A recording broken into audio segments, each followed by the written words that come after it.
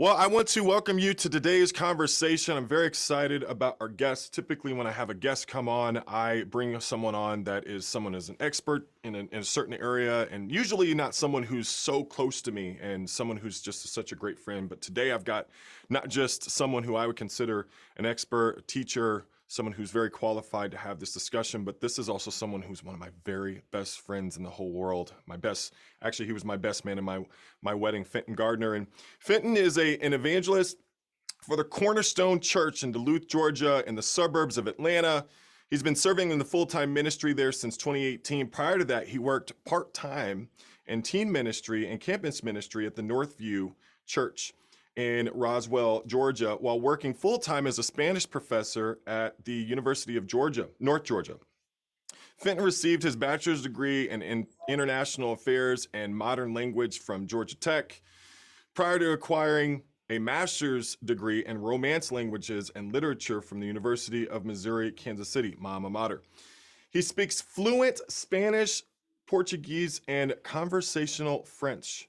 He's been married to Natasha, love Natasha, for 17 years, whom he met at a campus retreat in Myrtle Beach, South Carolina in the year 2000. The same year he was baptized. They have two beautiful daughters, Chloe, who is in junior high school, and Noelle, who is in the fourth grade. It blows my mind. They live in Sugar Hill, Georgia. Fenton, welcome to the channel, brother. Brother, it is great to be with you. And man, I've just been so excited to do this, but it's been amazing to sort of watch how God has just blessed your ministry. Truth, Trauma, Theology. I think, I'm like, I know that guy. That's just Kyle. But, That's right. out in the, out in the, the internet sphere, everybody gets to see you professionally. And I'm just so honored to also just be your friend and know you personally. So I'm really excited to be here today, brother. And for my audience for a moment, I just want you to see he's wearing this hat. And, Yes. and let me just say for a moment, Fenton is humble, but he's also confident. And he likes to celebrate victory. And so this is part of his celebration today, just wearing that hat. It's important to him for some reason.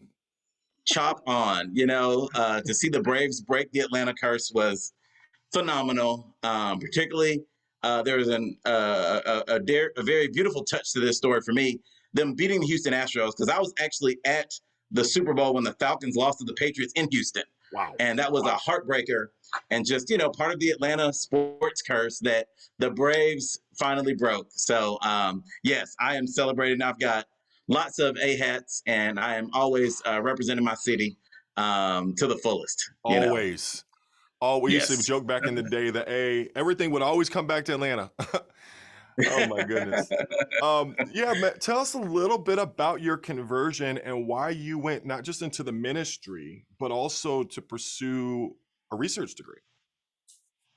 Yeah. So I was met in college. I grew up religious, but I didn't really have a relationship with Jesus, right? I grew up going to church. I mean, that's just sort of when you're a Southern Black person, that's just what we do in the South. I mean, you go to church.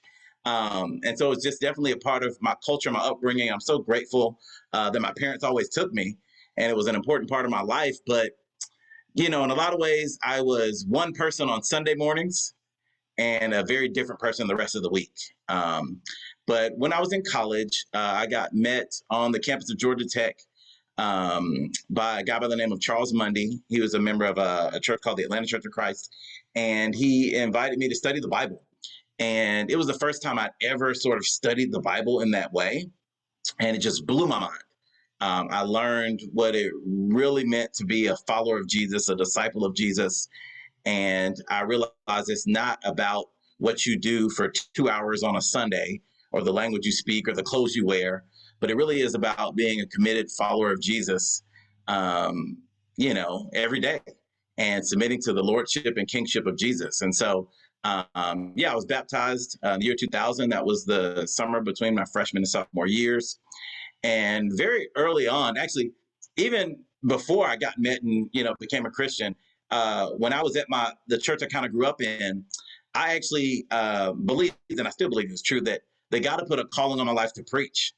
And so I had done a trial sermon at my home church, and I figured at some point I'd graduate from Georgia Tech and then go into the full time ministry. But at that point, I wasn't even a Christian. But I still think that God had a calling on my life, and He was leading me to fuller understanding of Jesus. And so, yeah, after I got baptized and I become a Christian, I wanted to go in the full time ministry, but it just wasn't in the plan. I think for me, right when I got out of college, Natasha and I met during college. We ended up getting married, and I had a very just rough time in my life spiritually in the years 2000, around the year 2003 and part of 2004, and we had broken up. Natasha and I broken up. We got back together. We ended up getting married, and I sort of put aside the idea that I could even go into the full time ministry. I sort of felt like I'd had this year of wilderness in my life. And I felt like God can't use me because I don't have this perfect story to tell. And Kyle, I know you know a whole bunch about my story, and we've talked a lot about my past and some of the ups and downs. But yeah. So fast forward, we definitely have been committed to following Jesus. We've had two beautiful daughters, and we lived in Kansas City for a while, where you and I met. And I think part of the dream started to come back for ministry while I was out there. And really, I felt like our marriage got very healthy out there. We were serving as lay leaders in the youth and family ministry in the Kansas City Church of Christ out there. And yeah, moved back to Atlanta once I got a job offer to work at the University of North Georgia. And so we came home to Atlanta, and yeah, I was at a church not too far from here called the Northview Church, and ended up becoming, part of the sort of the lay leadership there.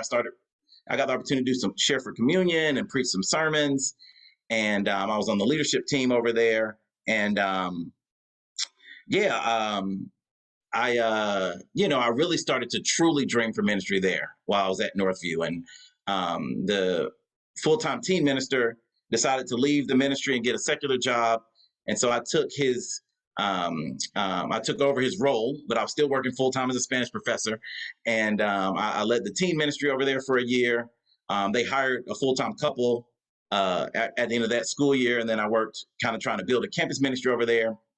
And then that was fall of 2017, I had an opportunity to come over and help out with Cornerstone Church. And first I served as an interim minister, and then the leadership hired me full time. And so that's the journey. It's definitely a dream. It's definitely a reminder of those biblical stories, like, Moses is like 40 years old when God reaches out to him, and so a lot of people feel like, oh, if I don't go and get a theology degree right out of college and then serve as an intern and then, teen minister, campus minister, so on and so forth, that God can't use you. And I think God just had a calling on my life, even from before I was a Christian. And I got to see that realized, in my late 30s. So yeah, that's how I got into the full-time ministry over at Cornerstone Church. So then people don't know this, but dude, you're a whiz. You are like, you were pursuing a PhD. Yeah. People don't realize, dude, this is one of the smartest friends I have. Tell us a little bit about your interest, just briefly, in the educational pursuit that you were having. Yeah, so I was a Spanish professor at the University of North Georgia, and I love languages. Like Cal mentioned, I speak Spanish, I speak Portuguese, and conversational French, and people are always so impressed by that. And I'm like, yeah, but there are people that can play lots of different instruments, or people that can work on cars, right? When it comes to like me and musical talent, I can play the radio, and that's about it. And so, I just feel like languages is just sort of my thing. And so while I was a Spanish professor, I decided to pursue my PhD and really, really love just the field of linguistics. It's sort of the math and science of language. And again, I have a technical background. I went to Georgia Tech, but also there's that artsy literary. Kyle, you said I'm a whiz, and I'm using words like artsy literary. I'm making up words. Yep. But no, I feel like it's the perfect blend of my interests. I love to read. I love literature. I love language, but I love math, right, too. And so I feel like linguistics is that perfect blend. So yeah, I'm pursuing a PhD. Ironically enough, being a guy that got his undergrad at Georgia Tech, pursuing my PhD at the University of Georgia. Wow. I know, right? Which is where my wife went. Natasha went to UGA. And so it's interesting. I always tell people love covers a multitude of sins, even being, even being a Georgia Bulldog. Uh, but no, yeah. So I'm pursuing my PhD there, and yeah, just I love it. It's definitely hard to do that and be in the full time ministry, but Yeah. I'm working on it. I'm Amen. working on it. Well, one of the things I brought you on today to really kind of talk about how to help younger Christians. At the end of the day, uh, across Christendom, everyone is trying to spread the good news. And yeah, I mean, Jesus Christ, as far as a figure, is not a secret.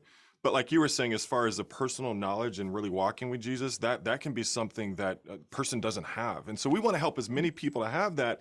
The thing is that there are some things that as far as helping people to become Christians and helping young Christians once they become Christians, Yeah. that gets really tricky for a lot of fellowships because maturing people is the call of the hour.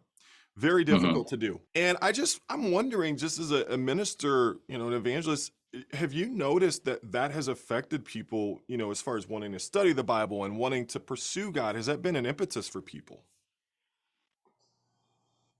So, just sort of thinking about this question, I feel like there's kind of two ways to answer it. Do people, by and large, have a desire to go to church? If you're just talking about people out in the world, no. Do people have a desire to know God? Absolutely. Right. In Ecclesiastes, it talks about God has placed eternity on the hearts of men. Hmm. And so God has put a desire for him. I say there's a God sized hole in everybody's heart.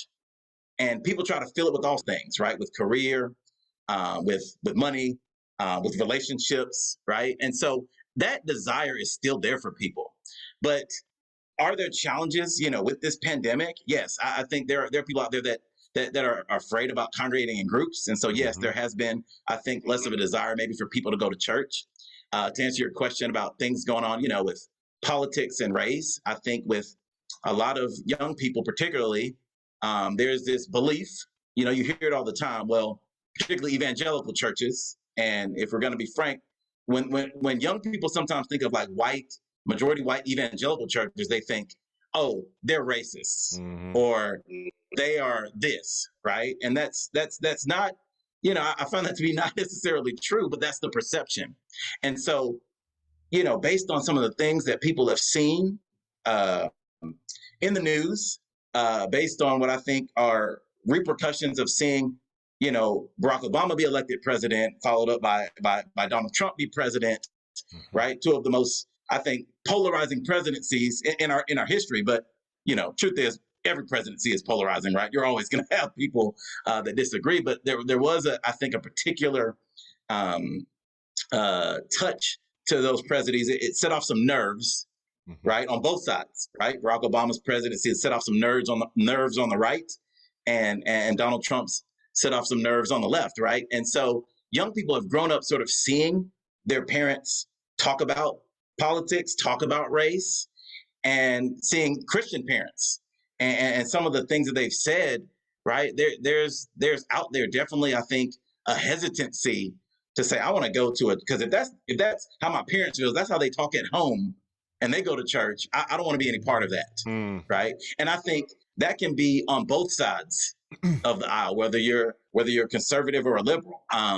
And so, yeah, I definitely think there is a hesitancy because of things that have gone on in the world to go to church. But I still think, I firmly believe that there is a burning desire in everyone out there to connect with God. And particularly after these 18 months or whatever it's been of isolation in some places, people have a strong longing to connect with people. And so I do think that it is actually, the fields are still ripe for Hmm. harvest, because people still want to connect with God and they still want to connect with people. So it's interesting. I think there's things that drive us to God. And, I say it sometimes that God takes the stinky stuff in life and he uses it as fertilizer to make us grow. And so Yeah. there are these things that feel like they are barriers to growth, when the reality they're fertilizer. Politics, the stuff that's seeing with the racial stuff, the pandemic, that is fertilizer if we think like God, right? And I just think it's so hard because, some people just, they want to get back when the reality is that I don't think there's going to be any getting back. And now that things are the way they are, we're going to have to adapt to help new people. The church is not a relic. However, to your point, I think there's folks who do. I mean, there's a fine line between something being relevant and being a relic. And I think in the minds of the younger folks, they see the church as a relic. It's Mhm. not. And everything you're saying is on point with that. But I think we're going to have to adapt and really kind of learn to speak the language of people that we're trying to reach, instead of just expecting them to speak our language Mm. and so forth. And I'll say this, man, like I was studying the Bible with someone, African-American person, and this person brought up Breonna Taylor and George Floyd and like the cross study. Like when you and I, when you study, the cross, I don't want to say the cross study, but you study the cross. And I actually had to engage this person with this in a very thoughtful way, because nowadays people are bringing things into Bible studies that we can't just shove away anymore. We actually have Mm. to have an answer for, because people are trying to bring all of themselves into the studies. And I think anyway, so that's a whole diatribe. But yeah, okay. So the next question I have then is, a lot of ministers feel overwhelmed because they just feel like there's so much misinformation. And so when Mm. we look at helping churches to help young Christians who may be very impressionable, what Mm. are you noticing about that delicate balance between protecting but also preparing young people? Mm. Um, well, so one of the things that I think is really important, I'm really excited. Just this past Sunday, actually, at our church, I was able to appoint 4 elders. So super Man, excited about that. wow. Congratulations, Fenton. Yeah, absolutely. And, the Bible really does call for the elders, the shepherds, um, to protect, to watch over the flock, right? And so when you talk about how can we protect the flock, I think part of it some of it has to do with ecclesiology, right? And how we organize our churches, where a lot of places expect their minister, or whether they call them the pastor or the preacher or the evangelist, to sort of be a CEO, custodian, counselor, you name it, and do all these things. And it was never, God never meant for one person to sort of carry that full load. That's why you really see in the New Testament this shared leadership between preachers or evangelists and shepherds or elders. And so when you talk about how do you really protect the flock, I think that's part of it. That's part of their job, is to really protect the flock. But just like, to answer your question, the balance between protection, right, and making sure they're prepared.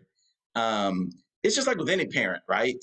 There's levels of appropriate levels of information that I give to my daughters as they mature in age. And I'm not saying that we hold information back from people, but I think, we just have to, when somebody's a young Christian, we're particularly talking about the context of somebody being a young Christian, right?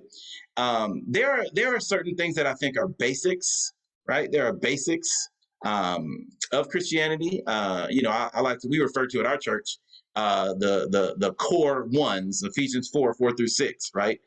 One Spirit, one body, one hope, one Lord, one faith, one baptism, one God and Father of all. And I think it is very, very important that young Christians really understand those 7 ones: who Jesus is, who the Father is, understand, why did somebody get baptized? Who is the Holy Spirit? Not even what, who is the Holy Spirit, right? I think it's really important to set that foundation, and then you build from there, right? Just like if you're building a house, you start with a foundation and then you add the walls or whatnot. Or when you're like, when I'm teaching language, right? I don't start with imperfect subjunctive, right? I start with vocabulary and present tense. And so I think, I think churches have to do a better job of realizing, in terms of how do we protect young Christians as well as prepare them. We've got to help them to be solid on the basics and build from there. Um, so I think that's part of it. But the same time too is, again, what's slightly different from me with like my daughters, right? You're converting people, and these are adults, right? These are, or maybe teenagers, and so you want to respect that they're adults. They're not stupid. People can find whatever information they want on the internet. Hmm. You know what I mean? And so I do think that you want to not ignore what's going on in the world. You don't want to ignore questions that people have. You don't want to give people pat answers, right? The things that they've sort of just they've always heard from church. You want to be able to dive deep on some of these things, but I think there has to be sort of a process to bring people along, if that makes sense. So here's the thing that you really kind of nailed a catch-22. The feedback, not feedback, but when I have conversations, especially with ministers, they're feeling like a lot of folks are feeling like that people are not even solid on the basics. Like somehow all of a sudden there's been this memory wipe, wholesale, cross board, and people are just feeling like, okay, what's the closest in proximity that I can blame? Oh, social media. That's the problem. Now, to your point, like if you just take Paul spills a lot of ink, but he never wastes any. Paul was constantly in preparation mode. He was always preparing his people, and he was always preparing young people of faith. Obviously he's preaching, in a Gentile context, people who don't even understand the Jewish heritage very well. The point is you can't just expect people you can't censor things, right? Paul didn't really censor. However, God Paul does in the Bible, right? Huh? God doesn't censor in the Bible. I mean, we get the good, bad, and ugly of his people, right? Well, to your point, I do think sometimes when you have growth goals, ministry pressures, people do feel like, especially with what we've been through in the last 18 months, that things are very fragile. And so people are feeling like, oh my gosh, it's social media, it's media. I actually do want to say media is a problem sometimes. It is. I'm not here to say that it isn't. Sometimes, with this YouTube channel that I have, I'm like, I hope people are in their Bibles as much as they're watching my videos. But the point I'm making is that censorship tends to lead to immaturity and resentment later. What is your perspective on helping people to be wise in that way? Well, it was interesting. I just thought about part of your initial question too about misinformation, right? And being worried about misinformation that's out there, right? We live in the world of, there's fake news or false news. But it's interesting. I was thinking about that, and that happened in the first century, right? I mean, in what is it, 2 Timothy 2:18, Paul is telling Timothy, hey, some people are out there saying that the resurrection has already occurred. And it's destroyed some people's faith. I mean, there was fake news in the first century, right? So this is not a new problem, right? This idea of sometimes there's information out there that can be harmful, to our faith. But I agree with you. We don't want to sort of hide the resources, right? Or keep things from people. It's interesting because for years, Kyle, the only place people could go for spiritual guidance or information about the Bible, the only people who read commentaries or who had access to, writings by the early fathers were clergy. And so people sort of had to go to the church if they wanted to sort of find out or hear more about God. That is totally not the case. I mean, you've got the Bible on your phone, right? In almost any language you want, right? A number of translations. You can just search things on the internet, right? And so there's a wealth of information out there. So I think we have to be very intentional that we're not trying to censor or hide things from people because, again, just like you said, it will cause resentment if people think we're treating them like babies or, hey, you can't handle this information. I think it is important to engage people's deep questions. I think it is important to engage the culture and things that are relevant to what's going on in the world. I guess what I was saying earlier, though, we do have to make sure people are solid on the basics. Absolutely. And the hard part as a minister is when you have older people in your church that have been around a long time, right? You definitely want them on solid food, right? But you also have to account for in your congregation, sometimes they're baby Christians or young Christians, and they still need milk. And so it definitely is a balance. I think, again, back to the importance of elders. You have to have a balance in your teaching. Every sermon can't just be, the basics, right? But every sermon also can't be, let's talk about, let's explore the depths and all the writings that people have done over the centuries over the Trinity, right? If you did that every week, right, it's like people would, it might be too much for some. And so I think churches have to be very balanced in their presentation of their in their sermons and their classes, where you're accounting for folks of all ages in the faith. Mhm. And I think that you have to remember that this is a growth process. At one point, the Bible talks about add to your faith goodness, and to your goodness knowledge, right? And there is this growth that goes on, and understand there are sort of stages of your faith. And so I think it's important to help people realize that, and Yeah. sometimes understand where they are in that. But that doesn't mean we shield or hide information from them. I don't think I would outright say to somebody, "Hey, that's too advanced for you." I think the difference is, hey, why don't we study this out together? I like that. You And know, bro, I as an really, approach. I really, really like that. The reason why I say that is because, so I became a Christian in 2001. If you just take the internet alone, totally different. And the reason why I think this is important is because people can find information out. Like, so across Christendom, there's dirty laundry everywhere. Everyone has issues. I mean, seriously, and so what happens is you don't prepare, you don't confront, you avoid. I've done it.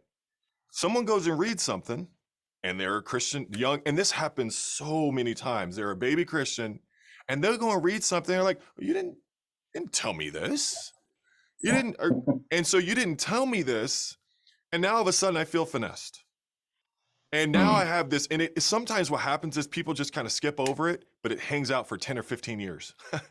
And then mm, later on, people are like, and then they see things and then they don't say things. And so, long story short, I just think it's important when we look at, you know, I think it's important to not traumatize people with the feelings of whatever faith tradition you have. Like, it's important to not put your baggage and project that onto the next Christian, the next generation of Christians.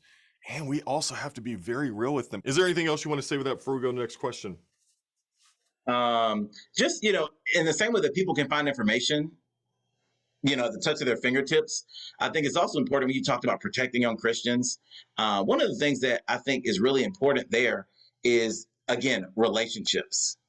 Because Mm. in the same way that people can find information anywhere, people can listen to any preachers they want to right now. Yep. Yes. So, any preacher out there that thinks he's the hottest stuff on the block hasn't been on Facebook or YouTube in a while, because Say it. there's always somebody better than you, right? And people can go, and they are going, particularly during this pandemic. They're going for a lot of different places to fed.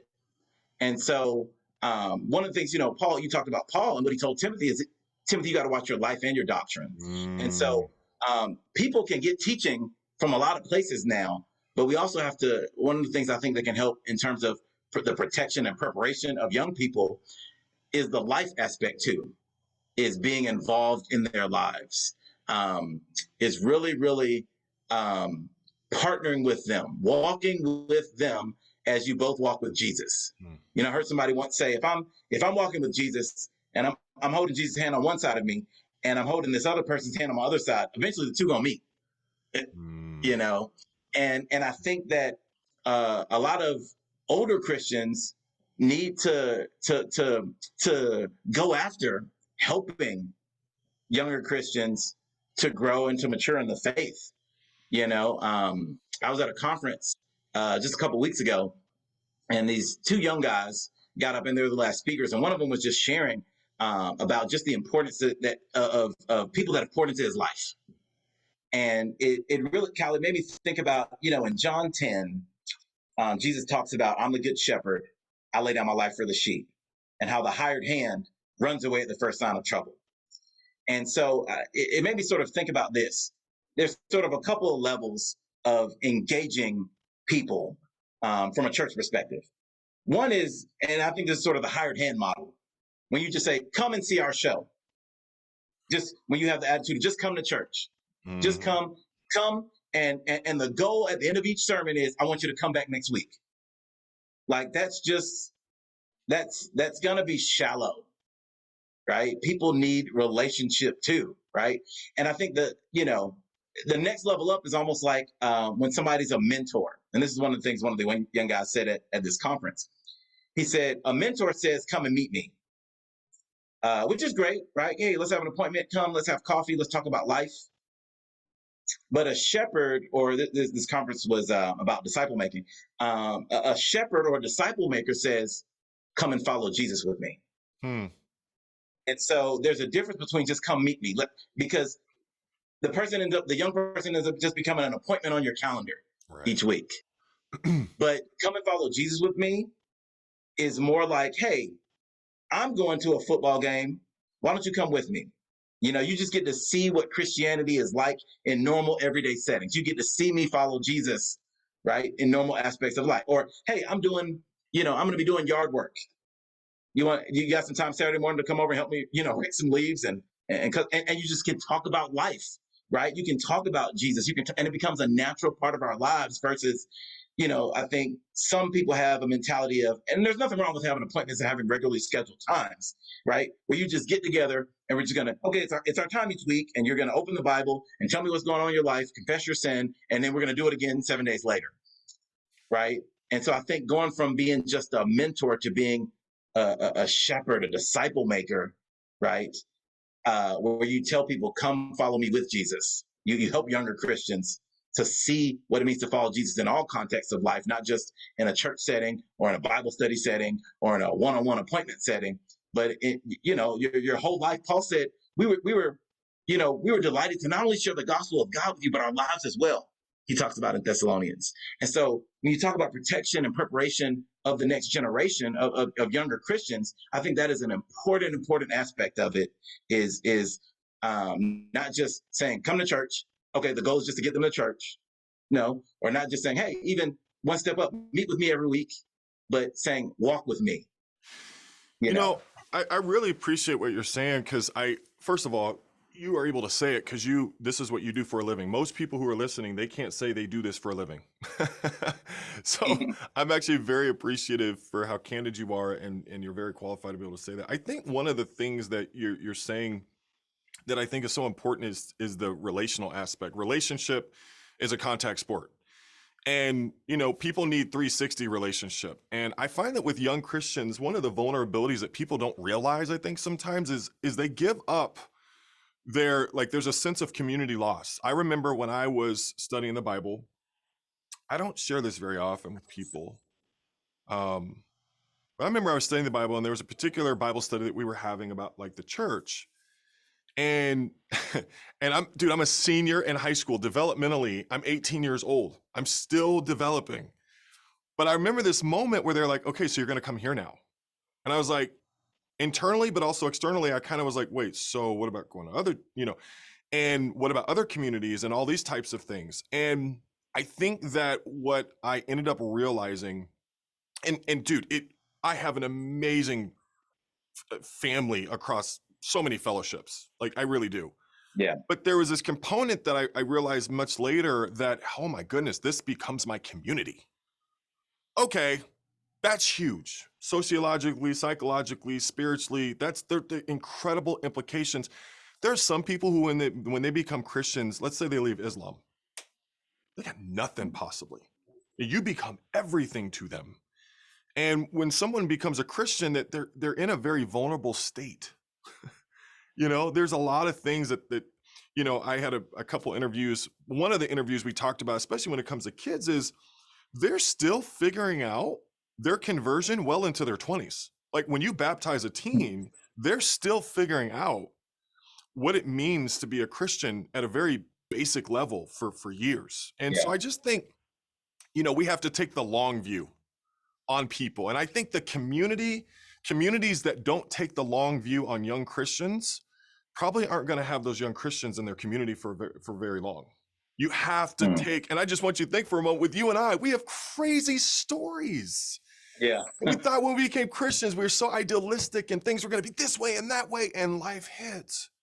And it's more of a mm, journey than it is an event. And so helping young Christians to understand the journey, I'm wondering, how important is that, Fenton? brother. So I've got a scriptural analogy here, and it's amazing that you just brought that up: journey versus event. So um, I'll call it the Mark 1 or Matthew 4 versus Luke 5 approach. So I know one of the things you wanted to talk about too is just, evangelism and how it's so different and how it Yeah. can seem more difficult now, particularly with younger people. But I think it ties in right to what you just shared. So, in Mark 1, Matthew 4, right? As Jesus walked beside the Sea of Galilee, he saw two brothers casting a net into their lake, for they were fishermen. So he called them, right? Come follow me, and I'll make you to become fishers of men. Immediately they left their nets and followed him, right? He goes on, he does the same thing with James and John. And uh, for a lot of people, like if you read Mark 1 and Matthew 4, it almost looks like, are these guys meeting Jesus for the first time? Hmm.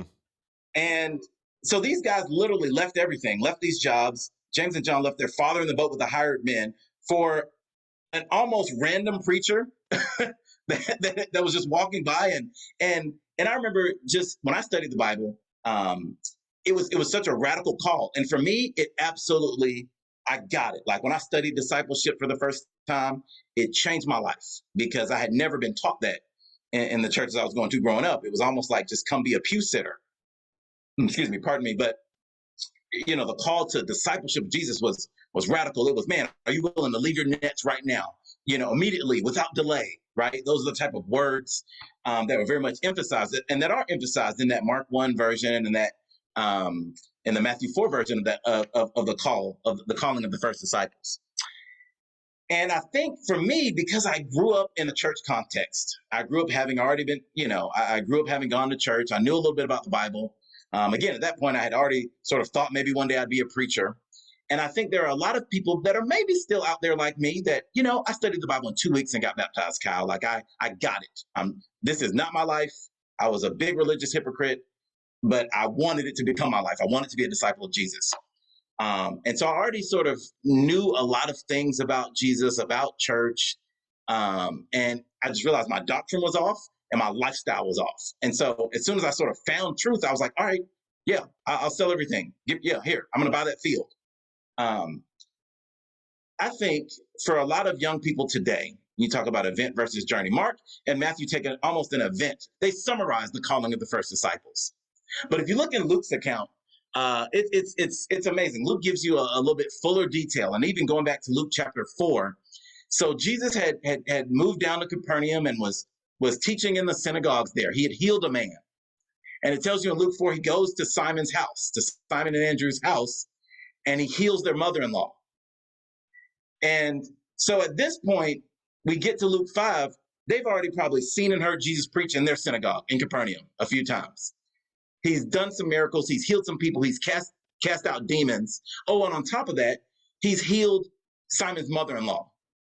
He took care of physical needs and maybe emotional needs, right? That were going on. If you've watched the series The Chosen, right? This idea that Peter could leave everything, right? It's a lot harder to swallow if you just look at the Mark 1 and Matthew 4 version. Like he just left everything. He's got a wife, but when you understand that Jesus had connected already with that community in Capernaum, he had healed some needs. He had taken care of some needs, particularly for Simon. And then when you get to Luke 5, it's remarkable, Kyle. He starts teaching, and there's a huge crowd. It's so crowded, there's not enough room on the shore. So he asks Simon, who's cleaning his nets, hey, can I use your boat? And so, he puts the boat out, and Jesus teaches from there. And then he tells Simon after he's done teaching, hey, cast your net out to the lake. And we know the story. He's like, hey, we worked all night, but caught nothing. But then he says this word, epistates, which is master, or it can also be translated teacher. And again, that lets you know that this wasn't like the first time they had ever met, right? At this point, Peter already respected Jesus as a teacher. And so he says, because you say so, I'll let the nets down. And then they do, miraculous catch, right? Peter has this revelation that, hey, I am not worthy to be in your presence. Away from me. I'm a sinful man. And Jesus says, don't be afraid. From now on, you're going to catch men. Then they leave, right? Him and all their companions leave everything and follow Jesus. That makes a whole lot more sense when you understand that they had already connected with Jesus some. Yeah. And so with this current generation, now, again, I do think there's some people out there that are just ready. My wife and I were studying with the Bible with a couple right now, and I think they're just ready. There's some people that come in ready, right? But then there are a lot of people that are unchurched, and they're going to have to see Christians care about the community. Absolutely. They're going to have to see you take care of psychological, social, emotional needs, the trauma that people have been through, right? They're going to have to. This is a remarkable thing. Jesus asked to borrow Peter's boat before he called him. So he got him involved in what he was doing. How often in our churches Wow. do we let somebody that's somewhat new or hasn't fully committed, hasn't joined the church yet? How often will we let them take a part of things? Now, again, I'm not saying you need to let them teach kids class, right, or do a sermon, Come on. but would you let them usher? Would you let them sing on stage?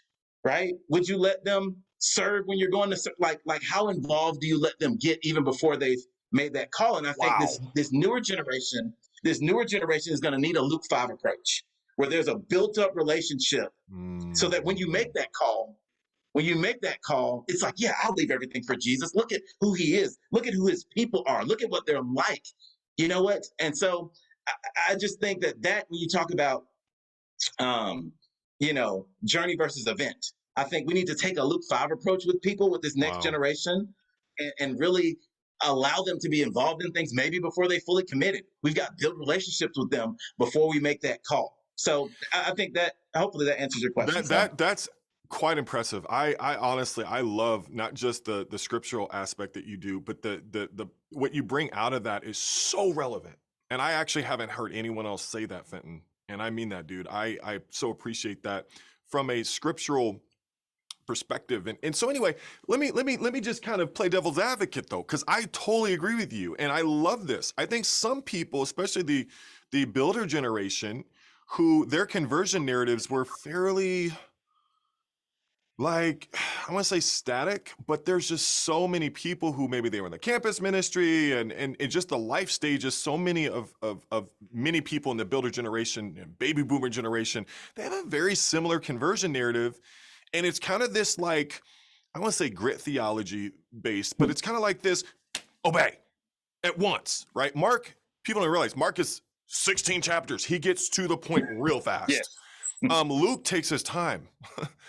different ways to approach things. The point I'm making is I think some folks in the older generation, the builder generation, look at that and they say, wait a minute, that's a lack of faith. The fact that when you see God's word and you don't repent, that's a lack of faith. I think the other issue is, I think to some degree, I like what you said about the unchurched. Well, that was Paul's context. Part of me wants to say, well, if it was good enough for Paul, Paul had a string of he had a circuit of house churches that he was discipling, and they were Gentile. And so he's helping people to come together. He's helping the unchurched and quote unquote the church come together. Paul did that, and he was masterful at it. But I think in the builder generation, you're gonna have some objections, Fenton. What do you have to say to those folks? Well, again, I think, like I said, I still think there are people today that what we'll call the Mark 1, Matthew 4 approach will work for. Like I said, I feel like we're studying with a couple right now that I think they're just ready, right? There's some people that are ready to obey, right? They're at a point in their life, they're just ready.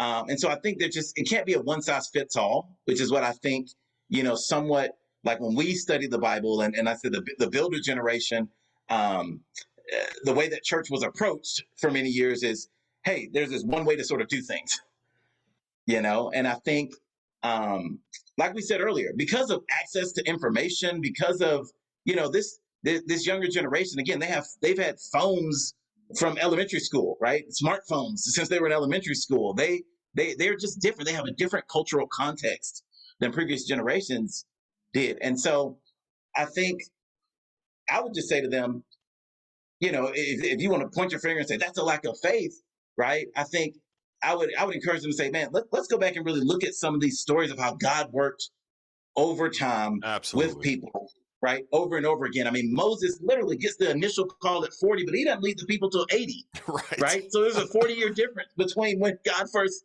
sort of, or when he leaves Egypt and when he actually comes back and gets the people out, right?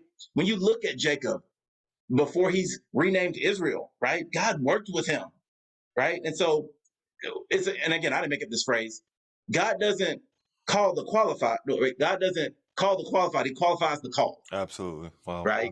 Nope. And so I think that I think that just has to be, we have to sort of open our hearts and our minds to finding new ways of doing things. Because again, like we said earlier, this younger generation, they're a lot of them, you're not just going to be able to give them a card and say, hey, come to church, and they're going to come. Mm-hmm. Whereas my generation and previous generations, we would have done that. Again, there are some people that will. I'm saying, yes, share your faith. Amen. Hand out invitations, right? But we know that seed scattered, sometimes it just falls on a hard heart. Yeah. Sometimes somebody that comes immediately, they're the rock. They're on the rocky soil, and they look like, oh man, I'm ready to go. I'm ready to give it all up. But as soon as the time of testing comes, they fall away, Mm-hmm. right? Or again, some people come and it's choked out, right, by the worries of life. And so I think that, the thing I love about that parable is every single one of those soils, the first three that are sort of bad soils, they're not over and done with. If it was rocky Right. soil, Right. you can still till the ground, right? If it was hard soil, you can till the ground, Yep. right? If it was rocky soil, you need to remove the rocks. If there are weeds, you need to remove the weeds. All of those hearts can still be worked on. Everybody's not gonna be yes, I got the call, I'm gonna drop everything and do it all right now. We've got to be willing to journey with people, and I think this generation, this upcoming generation, that's something they really need is, again, like I said earlier, that we'll walk with them as we walk with Jesus. Mm-hmm. Well, it's interesting, Paul. I really like how you're you're giving people, I think, a framework, like Mark 4, or I'm sorry, Mark 1. Did you say Matthew 4, Mark 1? Yeah. Mm-hmm. I really like that. And I think just we keep bringing up Paul. It's easy to look at Paul and just think he was an instant success. Paul is in Corinth. First of all, we don't know where Paul was for the first 14, 15 years of his life. Okay, after his conversion, number one. We don't know. Number two, Paul's in Corinth for 18 months. And he kind of exchanges his leather work for lecture work. He rents this little lecture hall that's really a hut from Tyrannus during the heat of the day when rent was cheap, essentially. And he engages this community over a period of time. And you have the Stoics, the Epicureans, people are interested in what he's saying. Over time, people caught the vision. You even have Acts 17 where Paul doesn't actually explicitly bring out scripture. He understands the culture when he's in the Areopagus, Mars Hill. He understands the culture and is saying, hey, you don't even realize who you're worshiping. To an unknown God. He understands. He's someone who's cultured. And I think that might be scary for folks who are trying to help people become Christians, because you can't just help someone become a Christian now and distance yourself culturally from them. You can't, those days are over. The other thing I would say that seems that are over are the days of the command center. So back in the day, someone would drive 2 hours to a building, the command center. But now you have to build through the community. So I'm wondering for you, when you think as a pastor, as a minister, evangelist, building through the community, what's that been like, helping your people to think community versus command center? Yeah, I'm so glad you asked this question, because this is one of my huge passions right now. Again, I've been now in the full-time ministry for 3 years, and I feel like 3 years in, I'm like, oh yeah, that's why Jesus trained those guys for 3 years, because it takes you about 3 years to figure out what you want to do or what you're doing. But no, we have a huge focus on our community at Cornerstone, and so just tell you a couple things we've recently done. So every year there's this thing called the Duluth Fall Festival, where the city of Duluth puts on essentially a carnival festival, music festival, and there are booths and all these sort of things, a parade in downtown Duluth, the city where we're located. And I said, why don't we be a sponsor of that as a church? And so we're gonna get a booth. We're gonna rent the space or whatever, have a tent, hand out things, and just be out in something that the community is already doing. Let's be there, right? And so we got these little frisbees that had the church name and stuff on it or whatever. But we were out engaging the community, right? And as people are walking by, we're just talking to them about life, about the festival. We're just engaging the community, and it has been interesting to see. There are some people that have come to church from that, But again, it's because we went out to the community, right? Secondly, actually this morning I was at one of our 2 local elementary schools. So I have a goal that we're going to partner with local organizations. So our local elementary schools, um, Cornerstone Church is a very serving church, and so we partner with our local parks and have had like cleanup days at our local parks. Like I really just want to be a part of the community. I would want it such that if our church was no longer there, the city of Duluth would feel it, Have mercy. Wow, that's incredible. right? That the city of Duluth would notice. And so, like this morning, I Wow. was I was with our with our one of our local elementary schools. I reached out to the principal and the counselor, and what we like to do. The Christmas season is coming up. We have these things called angel trees, and I asked the school, give us some families where their economic situation is not good. We're going to be Santa Claus and provide Christmas for these families. And so we get names. We put a little tree up in the congregation with, or not names, for confidentiality, but we get the ages, like what they wear, all that, what sizes they wear. And members of the congregation just take an angel tree. They go home and they buy Christmas. They buy gifts. And then we deliver them, right towards the end of the semester. And these families, we just want to give them an amazing Christmas. And so I had taken the principal of the school out. I said, hey, I want to buy you lunch. And I went over with our admin and an intern and our children's ministry leader. And we just met with them, bought them lunch and said, how can we partner with you? What are your needs? And so I said, just give us the whole list and whatever we can do, we can do. We definitely know we'll do the angel trees and take care of some families, but what are other things that we can do? And so like today, I got invited back to a thing called Dads, which is like dads have essentially breakfast with their kids before school. And there's a lesson. It's not scripturally based, but it's, about character and things like that. And, at the end of this meeting, every time they do it once a month, they have a raffle and like we'll give off like some Chick-fil-A gift cards and maybe like one toy or something like that. So I told the guy leading the organization, I went to the meeting this morning. I said, for your December meeting, let us buy all the gifts for the raffle. I'll commit to that. And so normally they only have like one gift and then some Chick-fil-A cards or something like that.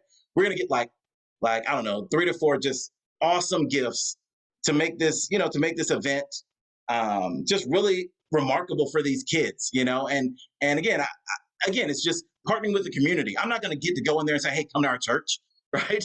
But I get to go in there and say, hey, Cornerstone, we'd just like to partner with you.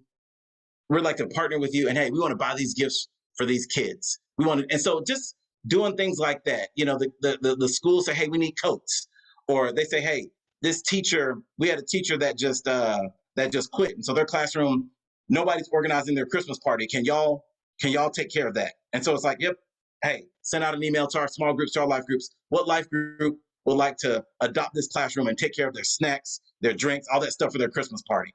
And so when you have that model of being involved in the community, right? You almost don't, again, I think it's still fine, but you almost don't have to go say, hey, come to my church and give out an invitation. Because when your goal is to make the name of Jesus famous in your community, right? When you're walking with Jesus and you start walking with these people, they're gonna want to know. They're gonna want to come. They're gonna, it's just, again, you're doing what Jesus did in the Luke 4, Luke 5. You're engaging first. And so it makes it so much easier to then deliver that call to come follow him after you've taken care of needs and built relationship. I love that what you just shared about have such a presence that if your church disappeared, the city would feel it. I, that's one of the most powerful summaries that I've heard, and I really appreciate that because and you're a historian, you're definitely a history buff, but it was interesting when Constantine decided to go with Christianity. One of the things I read, I think it was one of the semesters I had, it was kind of between, legend has it, between Buddhism and Christianity. And the reason why Constantine goes with Christianity is because of how it took care of the poor. He needed something, legend says, to take care of a starving empire. I mean, basically, the empire is ripping itself apart when people can't, anyway. And so he goes with Christianity because of how they hold things in common. And in terms of not like we have things in common, but they hold things in common. They hold goods, they hold food, things that people need in common. As it says in Acts 2, I think it's 242, somewhere around there, that everything. Anyway, so this idea of this trust is something that it just kind of supersedes politics. It supersedes bureaucracy. It's like the church something in the church cares enough about the orphan, the widow, the weak, the impoverished, and that catches the eye of people we don't even know. So I just, everything you're saying, I just see as a light. I feel like the church where you guys are going, I think it's key. And I can't wait to see what God does in you guys as church, bro. I think I think you guys are trend setting. I think it's amazing. Well, I just want to partner with God and what He's doing. I just want Yeah. to get on board. I mean, Jesus sort of laid out what it's like to be someone who loves God and loves people, Mm. and I just really want to follow that example. I said recently, and this is I know you want to maybe wrap up, but I recently said in a sermon, I want to be, I was talking about our engagement with the community, and I said, guys, I want to be the type of church that somebody in the neighborhood across the street comes, that we have people that are members that walk to church, because historically, in a lot of the fellowship or family churches, I've been in, we've definitely had people from all over the city, right? But how often have we had a couple that could walk the church across the street? Not, and I want to be that in the community. And so we had this trunk or treat event, which we do every year, and we partnered with a local elementary school, so they combined their trunk or treat event with ours, right? And again, letting people use their boat, letting Jesus use the boat before you, before you fully committed to Him. And it was the biggest trunk or treat we've ever had. And so, I mean, again, there was no parking room. People had to park far away and walk in. But so we had this amazing event. Well, again, I said one Sunday, I really want to be the type of church in the community that we even have people that walk to church. People in neighborhoods across the street. About 2 Sundays ago, this couple comes up, and I'm talking to them. Find out they both went to Georgia Tech, so that's a plus already. Uh, uh, but Oh, you they buster. literally say, but but they literally say, we just moved here 3 months ago. We live across the street. We could walk to this church. And they said, we saw your trunk or treat and thought, man, this is a church that, wow, they must be really giving to the community. And we're not, they're not married yet, but and they don't have any kids. And they said, one day we'd like to have kids, and look at what these guys did for the community for kids, you know. And so they came up because they saw the parking lot the day we had trunk or treat. And literally, I had said it a few weeks before. I want to be the type of church where somebody could walk here, and this couple comes and they say the phrase to me, That's Kyle, crazy. that is God. Yeah. Like, that is God. And it is just because, again, we're just trying to partner with Jesus, and be the hands, feet, not because churches are really going to be in the mouth of Jesus. Mm. Sometimes they misrepresent Him, but we're really going to be in the mouth of Jesus. How good are we at being the hands and the feet as well Come on. Wow. Jesus? And Wow. so, anyway, so that's kind of what we're going after, and what God is doing at Cornerstone. And look, like every other church, we got problems, we got issues, we got stuff that we need to work on, areas we need to grow in. COVID, it's been tough for us too, but I really am excited about what I think God is doing, and in Duluth and the surrounding areas, and just partnering with Him to make Jesus famous right there in Duluth. So Well, I feel like that kind of answers the question of what are some announcements or things. I feel like you guys you don't have to necessarily say, hey, we're going to be doing this. You're just doing it. I heard a phrase today. You don't have to get ready if you stay ready. And so I feel like you guys very much are staying ready for the next thing. And it's interesting, I watch, whether it be, theological or secular, one of the things that you see is that there's this idea of preparation, and people who are prepared for the moment are able to seize it.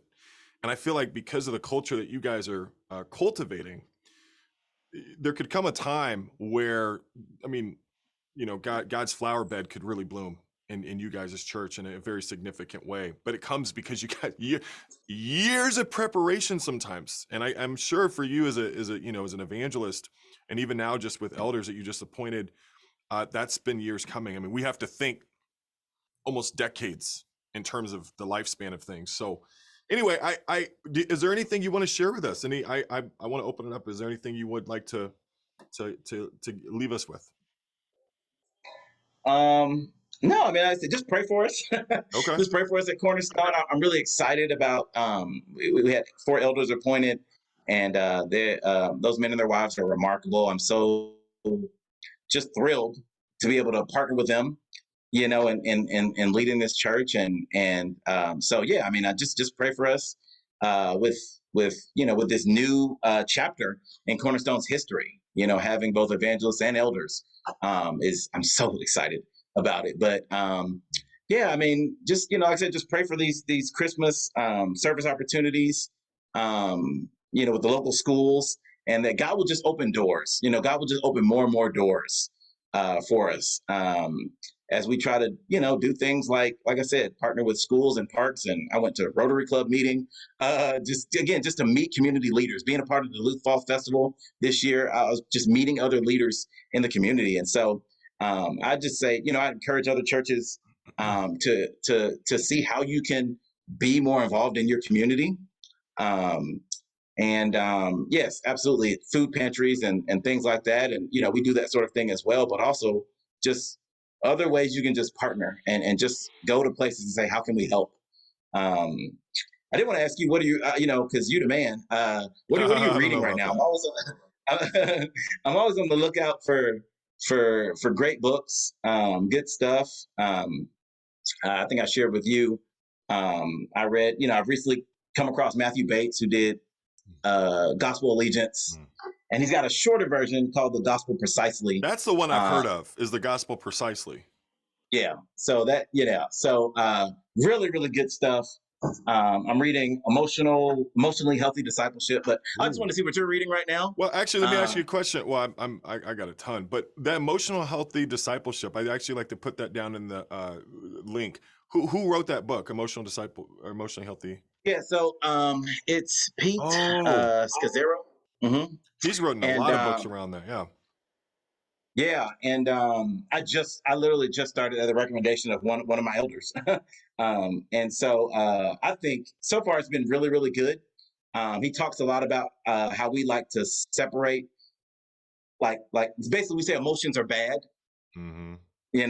and we separate that from the spiritual. We just say, oh, emotions are all bad, and he's like, no, like it's hard to be healthy spiritually if you're not healthy emotionally. Yeah. And so he talks a lot about that in the context of discipleship. And so I think again that's going to be really important as we are trying to help younger Christians, help the next generation. I think some of the boomer and older generation, there's some things that people need to get emotionally healthy from as leaders, to be able to help the next generation, right? To be able Right. to help these young Christians as well. When you can say, "Hey, I've overcome this," hey, I can give you some tips or some advice. I think that's really good. And so, and again, as you are very well aware, this current generation, they are not afraid to talk about their mental health. They are not Hmm. afraid to talk about their emotions in ways that, particularly men, us and our fathers really didn't do, right? And so I think books like that are really good, for helping those younger Christians. But anyway, I wanted to ask you what you're reading. But yes, that's what I'm reading right now and what I'm going through. The thing that But I yeah, would what are actually you have reading? people take a look at is something recently by Dave Pacta. Dave Pacta did a 3 series lecture deal on this idea of kind of like when people struggle in their journey as Christians, why they're not coming back. And that's Hmm. kind of where I got the journey language from. Actually, I think that's where a lot of Okay. people are, is they're realizing that this was never an event. I Hmm. love anyway, I could go on and on. It's a process. It's a journey. And that's kind of what I've been into lately, because it just gives us permission to be human. Safety is about being with people who allow you to be human. People don't know this. I'll just say this one last thing. Fenton is one of those guys in my life, and I don't know why I'm feeling emotional, but I can honestly say, Fenton, you and I have had the most honest conversations. I honestly, we can just say it. You know how Real honesty. sometimes you got to just be like, you have to prepare people or preface people like, I'm not going to jump off the ledge. You're one of those people. I don't have to tell you about the ledge. It's I can just start into what I'm going through, and I am just so grateful for that, bro. I appreciate you so much. I love you, man. You are. the man. And I just, I remember that first conversation. It's funny you talk about that. The very first time we met, I feel like I just vomited everything that was going on in my life. When we first met, but yeah, I appreciate you so much, man. And, you know, um, even from a distance, I just love you, love our friendship. So excited for you and your wife. And, you know, uh, had one kid, another on the way. And, Yep. just congratulations again. Obviously, we already texted about that, but just excited for you and just what God is doing through you, man. I mean, it is awesome to see your YouTube channel and these videos. I got again somebody from my congregation was commenting on one of them, and I was like, I know that guy. They had just seen it out there, and I was like, yeah, I know Kyle Oh actually. And boy. so, yeah, man, I love you a lot, brother. And you got at some point you guys are gonna have to get down here to Atlanta I and know. I know. and and come see the A, man. Hey, whatever, man. The A. I would say we are with you and God is for you, but you have to take off the hat first. I'm kidding. I'm messing with you. Oh man, we've been a bust. No, dude, I must say it, man. We are with you, and God is for you, man. God is for you. God is for Natasha, your family. He's for you. Amen. Amen. Well, I love you. Truth, trauma, theology, man. It's awesome. It's great, great, great kingdom work you're doing, brother. I love you too. Well, if you've been with us this entire video, I just want to thank you. I always want to do that at the end of the video because there's so many people who watch all of them all the way through and multiple times. I always want to say thank you if you've listened all the way through. It definitely helps my watch time. Watch time is how YouTube compensates people who are YouTubers. I don't want to refer to myself as a YouTuber, but thank you so much for watching. Like, share, subscribe. I'll see you next time.